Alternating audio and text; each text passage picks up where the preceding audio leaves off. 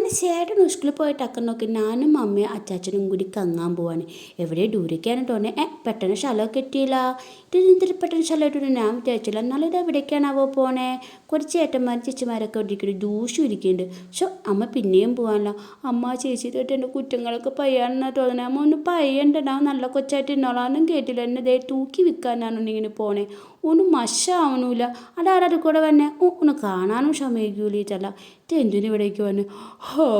ഉറങ്ങണ സമയത്ത് ഇവിടേക്കൊക്കെ വന്നു ഇരുന്ന് കഴിഞ്ഞാൽ എങ്ങനെ ശരിയാവണേ. ഇത് എന്നെ ഇവരൊക്കെ ഇങ്ങനെ ഓരോന്ന് അന്വേഷിക്കണേ. എന്നീടും കാണാണ്ട് പോയാൽ അച്ഛാ ഒന്നവർ സഹായിച്ച് നോക്കാനായിട്ട്. എൻ്റെ കയ്യിലെ വളയൊക്കെ അവിടെ തന്നെ ഇല്ലേ? ഉണ്ട്, എല്ലാം ഉണ്ട്. എന്നാൽ എന്തിനാണ് അവ അത്ര ശരിയല്ല. ഇപ്പോഴല്ലേ മശായ എന്തിനാണ് കൊണ്ടുവന്നേന്ന്. ഞാൻ അപ്പോഴേ പറഞ്ഞതാണ് നമുക്ക് ഇവിടുന്ന് പോവാം, അവിടെ ശരിയാവൂല, എനിക്കിഷ്ടമായില്ല എന്ന്. ഇപ്പം സമാധാനമായി എല്ലാവർക്കും. അങ്ങനെ ഞാൻ ക്ഷീണിച്ചുറങ്ങണേ.